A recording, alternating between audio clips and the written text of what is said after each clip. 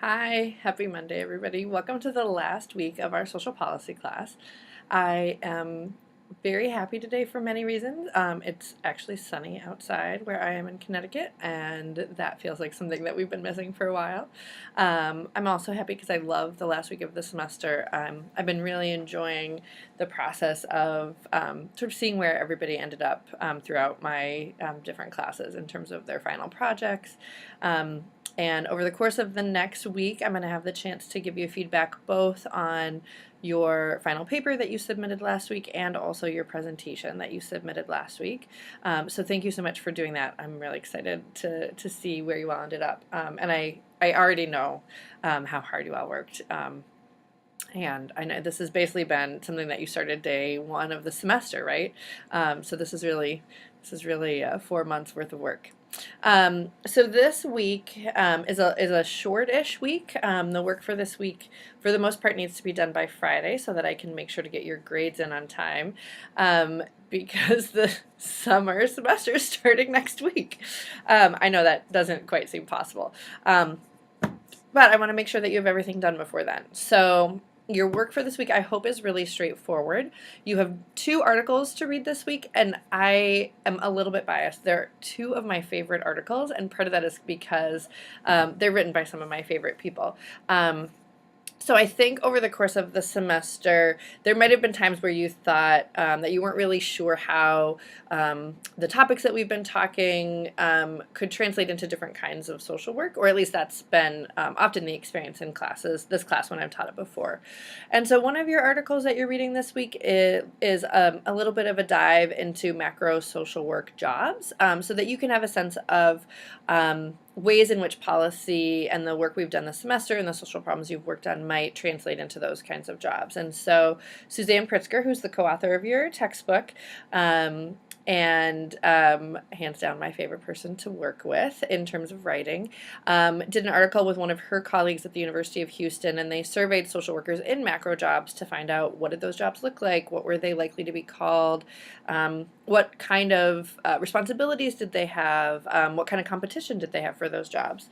And so I think that'll be really useful for you. I know you're all a little bit away from embarking on your full-time social work careers, but that might be helpful for you in thinking about what potentially is available to you as a social worker. The other article that you'll read this week is pretty much tailor-made for this program because we try so hard to bridge the micro and the macro and to talk about social work values and social justice in a way that it's applicable to every social worker no matter what kind of work you're doing. And that's really what this second article is about by Liz Keenan and Chris Lamone, who are at Southern Connecticut State University. And I am really looking forward to hearing what you think about that article because I think it's really powerful. It's based on qualitative work, so it's interviews and the words of social workers who are working in a variety of different places. So I think you'll enjoy both of those. I can't wait to hear what you think. And so that's your reading for this week. So it's just those 2 articles. And then your writing for this week is going to take 2 forms. So one is you all finished your presentations last week. And this week you have a chance to go and watch your colleagues' presentations and comment on them. So if you click, you can either go back to last week where you submitted your presentation and you can click on the link there and you'll get into the discussion thread. Or if you go to week 15 activities and you click on the top link there, that takes you back to that discussion board from last week, and you'll just respond to those the way you would to any discussion board. One of the things that's in the instructions that I really want to encourage you to do is to prioritize looking at and responding to people if they haven't had any feedback yet. I think we all know, right, what it's like to put something out there into the universe and then not get feedback on it. And so to the extent that you can make sure that everybody in the class gets some feedback on their assignments, I think that would be really good, thoughtful colleagueness. Is that a word? I just made it up. Of course, you don't need to respond to everyone's. If you want to, that's great. But if you are not the first one to go in, then would you just make sure that you try to at least first respond to at least one who doesn't have any comments on theirs. And then your second discussion for this week is really a wrap-up of sort of what you learned over the semester, sort of takeaways from this semester.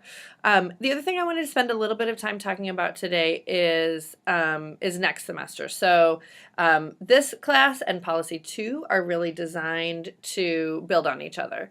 And so when you're done with this semester, you're going to jump right into Policy 2. So don't throw away any of your materials from this class. Basically, you are going to start with where you left off on your social problem project, and you're going to use the same textbooks that we use this semester.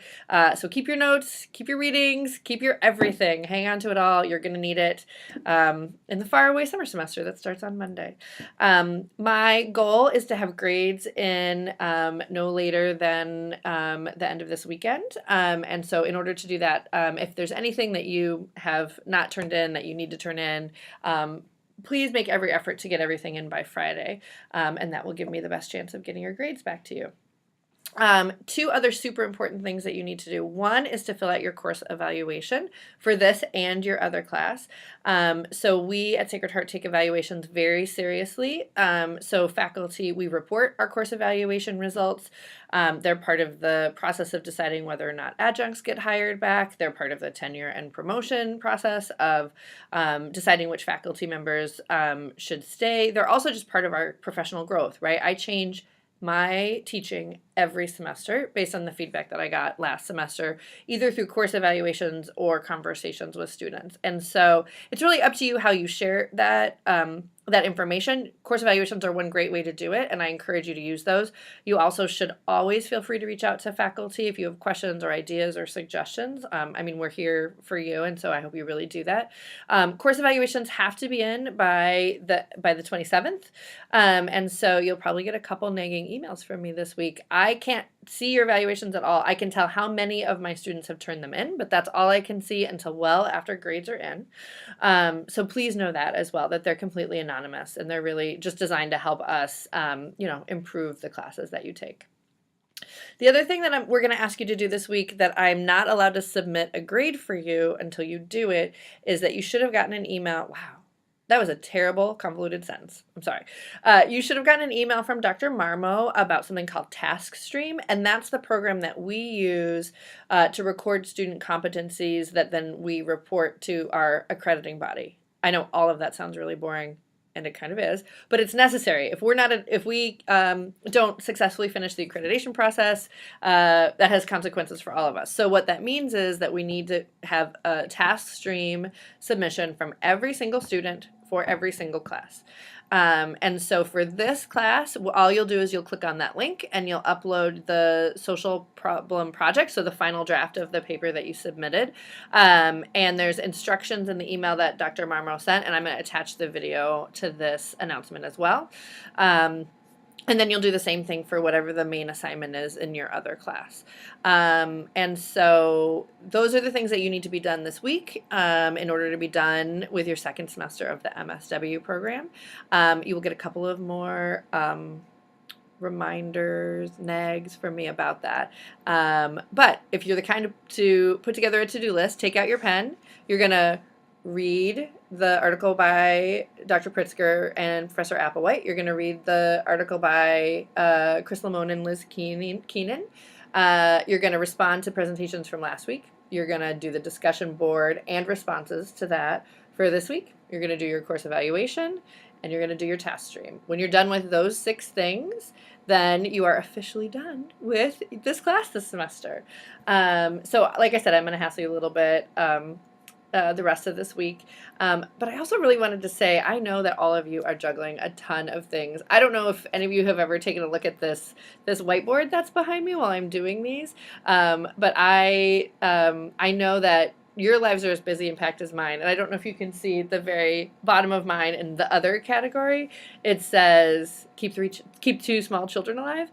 And I know many of you have successfully done that throughout the course of the semester as well. So I just want to take a minute to say you should pat yourself on the back and be so proud of all the work that you've done this semester. It's been great. This isn't goodbye because I'm going to send you some more videos this week, but I just hope that you all take a minute on this, what, at least in Connecticut, is a gorgeous day to really be proud of yourself for all the work you've put in. All right, I'm leaving it at that. Email me if you've got any questions. I'm going to add this to an announcement with my to-do list in the announcement. But if you're confused about anything, just let me know. All right, talk to you soon.